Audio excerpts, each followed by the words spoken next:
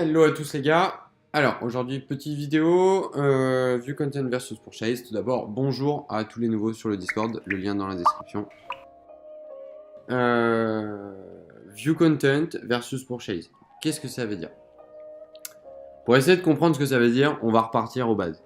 Je suis désolé, mais je pense que certains d'entre vous, peut-être la majorité, hein, mais certains d'entre vous surtout, ne maîtrisent pas les bases et certaines notions de base qui sont essentielles à comprendre vraiment pour arriver à tirer des conclusions intéressantes et à arriver à agir de manière pertinente pour ce que vous mettez en place.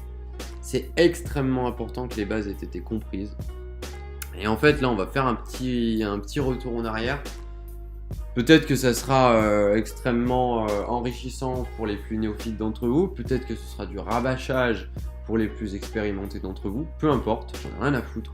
On va refaire ensemble un petit peu de base et notamment regarder et essayer de comprendre quelle est la définition exacte, je dis bien définition exacte et pas approximative, d'un pixel.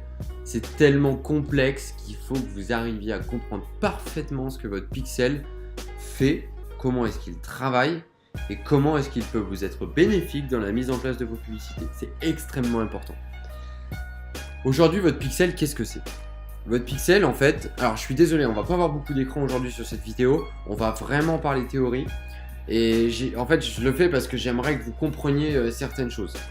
Ça va être un peu emmerdant, mais voilà, il faut que vous les compreniez et c'est des choses qui sont extrêmement intéressantes à mon sens et des choses qui sont primordiales de savoir. Et en fait, je suis sûr que à 90% d'entre vous, vous allez vous dire putain, c'est vrai, en fait, je voyais pas les choses comme ça et effectivement, maintenant que je les vois comme ça, je comprends un peu mieux le pourquoi du comment.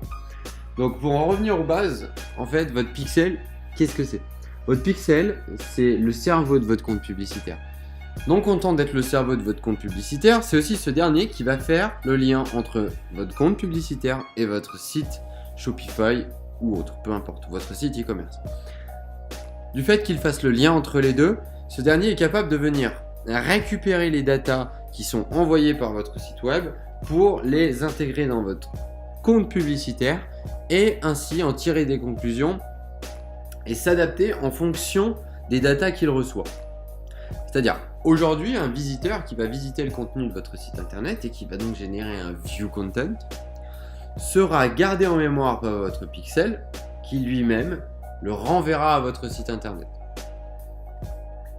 Donc, à la suite de ça, votre pixel aujourd'hui est en mesure de dire tiens, quelqu'un a effectué un view content, il a tel comportement.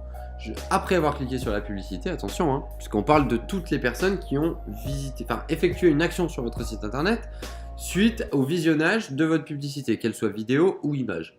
Donc c'est vraiment après la visite d'une publicité sur Facebook.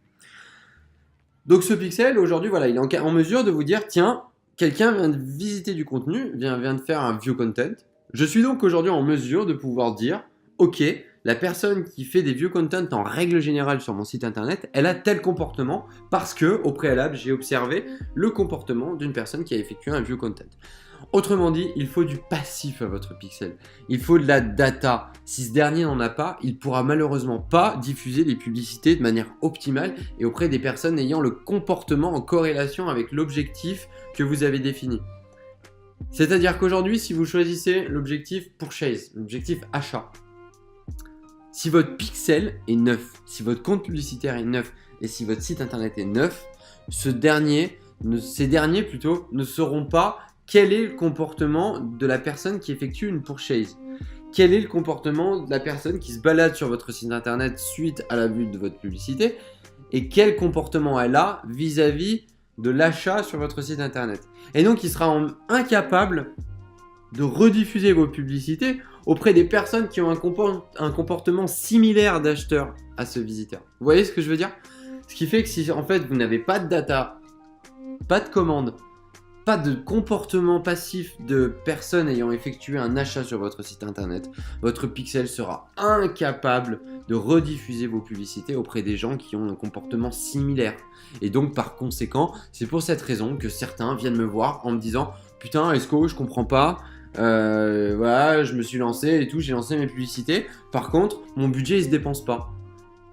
Et là, instinctivement, je vais lui dire, t'as choisi quel objectif? View content ou purchase? Le mec, il me dit purchase. Je lui dis, mais bien évidemment que ça se diffuse pas, puisqu'il ne connaît pas le comportement d'une personne qui effectue une commande. Donc, il peut pas, par lui-même, diffuser vos publicités auprès des gens qui ont un comportement similaire, puisqu'il ne le connaît pas. Donc, il ne diffuse pas. Et c'est pour cette raison que le passage du purchase au view content résout là le problème dans 100% des cas. 100% des cas.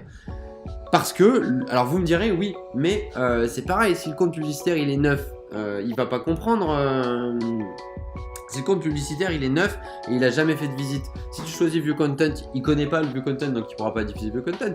Je suis d'accord avec vous. Sur ce point-là, je suis d'accord avec vous. Cependant, c'est l'objectif le plus simple et le plus propice à être réalisé sur votre site internet. Et vous-même, vous envoyez à votre pixel de la data lorsque vous testez votre pixel. Lorsque vous testez votre pixel pour voir son fonctionnement et si ce dernier est bien fonctionnel, vous vous rendez sur votre site internet pour effectuer 2-3 actions comme vous le demande Facebook. Suite à ça, lui, il récupère les données en amont.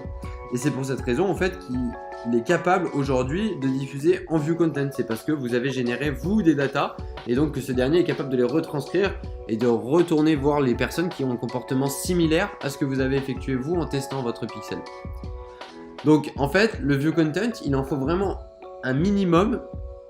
Et c'est pas compliqué à obtenir du view content, c'est simplement des visites. Il en faut un minimum pour que votre pixel se déclenche et puisse aller diffuser vos publicités auprès des gens qui ont un comportement similaire au view content. Par contre, le purchase, il est beaucoup plus compliqué à générer. De ce fait, ne le choisissez pas au départ parce qu'il ne connaît pas le comportement d'une personne qui a effectué une purchase. Ok, alors les gars, j'ai voulu vous faire un petit peu la comparaison des deux stratégies pour vous montrer un petit peu les résultats, tout simplement, pour vous montrer et que ça soit bien explicite pour vous, que vous compreniez bien le pourquoi du comment. Donc à gauche, donc ici, publicité donc lancée avec les différentes étapes du processus view content, add to cart, purchase, en respectant bien évidemment la quantité d'événements à avoir pour passer d'un événement à l'autre. Et puis ensuite du côté droit, donc la publicité directement lancée en purchase. Vous verrez et vous me direz oui mais le montant de dépense il n'est pas le même, petit. Ok, je suis d'accord avec vous. Simplement je suis pas teubé, j'ai laissé quand même l'adset le plus profitable durer plus longtemps. En fait j'avais commencé avec le processus stratégie view content add to cart purchase. Et je me suis dit ensuite, on va leur faire aussi une purchase, comme ça, tant qu'à faire, les mecs, ils comprendront que quand on a un pixel 9, le purchase, c'est pas le top. Qu'est-ce qu'on voit? Typiquement, hein, à gauche, 4,91 par commande. À droite, pas de commande, malheureusement. RIP, on t'embrasse. Je tiens à préciser que nous sommes exactement sur le même produit, avec les mêmes publicités et avec le même ciblage. Comprenez? C'est vraiment exactement les mêmes variables à droite comme à gauche. La simple différence, c'est que à gauche, on a eu cette phase d'apprentissage pour le pixel de comportement de l'utilisateur. Donc aujourd'hui, mon pixel est en mesure de connaître le comportement d'un acheteur qui effectue une purchase. Si on peut gratter un petit peu plus loin dans les statistiques, je sais même pas s'il y a le relevant score. Ouais, voilà. Alors, le relevant score est encore moins bon à droite, donc en achat qu'en view content. Je parle bien sur un compte publicitaire neuf. Hein. Notez-le bien, un compte publicitaire neuf avec un pixel neuf. Donc, relevant score plus élevé à gauche qu'à droite, donc sur la méthode view content. Et on parle vraiment sur la durée, hein, sur toute la durée. Hop.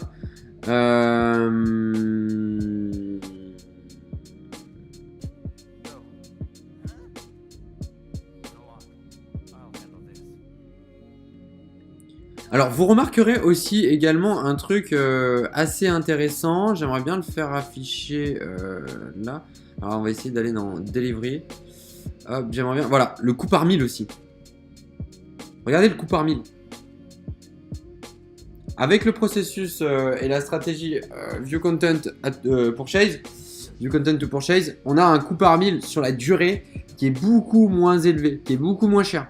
Ça aussi, prenez-le en compte. Qui dit coût par mille moins élevé dit plus de diffusion, dit plus de visiteurs, dit plus de potentiels clients. C'est logique les gars, ça va ensemble tout ça. Qu'est-ce qu'on peut regarder d'autre? Alors le CTR globalement, si je dis pas de conneries, le CTR est le même. J'aimerais bien retrouver performance et clic. Voilà, c'est là.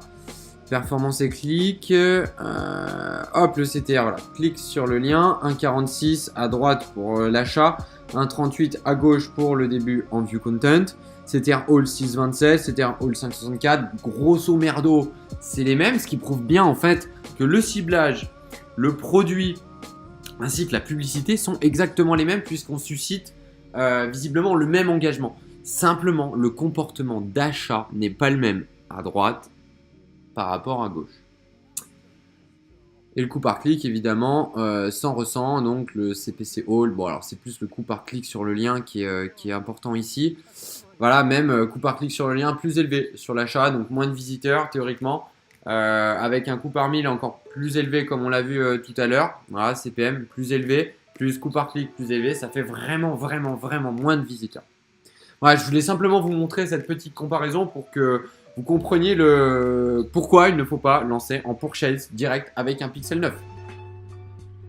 Et alors vous allez me demander, mais avec le temps, est-ce qu'on continue d'utiliser le view content ou est-ce que là, désormais, on peut effectivement passer à du purchase pour directement lancer nos publicités? Eh bien, la réponse est vous pouvez directement lancer vos publicités en purchase, mais avec le temps, parce que il aura assimilé beaucoup de data et aura fait une synthèse des différents comportements liés aux différents objectifs de conversion. De ce fait, il sera donc en mesure de pouvoir diffuser vos publicités de manière beaucoup plus optimale que s'il ne connaissait pas leur comportement. J'espère que cette notion-là, elle est un peu plus claire pour vous. Je pense que pour certains, ça l'était, mais pour d'autres, ça ne l'était pas. En fait, il ne faut pas penser qu'en choisissant achat, vous allez trouver du premier coup toutes les personnes qui ont un comportement d'acheteur sur Facebook. Impossible. Impossible puisque le Pixel ne les connaît pas s'il est neuf. C'est pour cette raison donc que je vous conseille vivement de commencer par du view content, attendre une cinquantaine d'objectifs réalisés sur, allez, si on peut 7 jours c'est bien, pour ensuite pouvoir passer au add to cart et lui enseigner quel est le comportement d'une personne qui ajoute au panier un produit sur votre site web, pour ensuite en emmagasiner un maximum et ensuite pouvoir passer en purchase et rester définitivement en purchase. Mais ce processus-là, malheureusement, il est obligatoire. Je sais que c'est pas marrant, je sais que ça ne donne pas des résultats immédiatement, mais il est primordial et il est essentiel de le mettre en place dès le départ. J'espère que vous comprenez.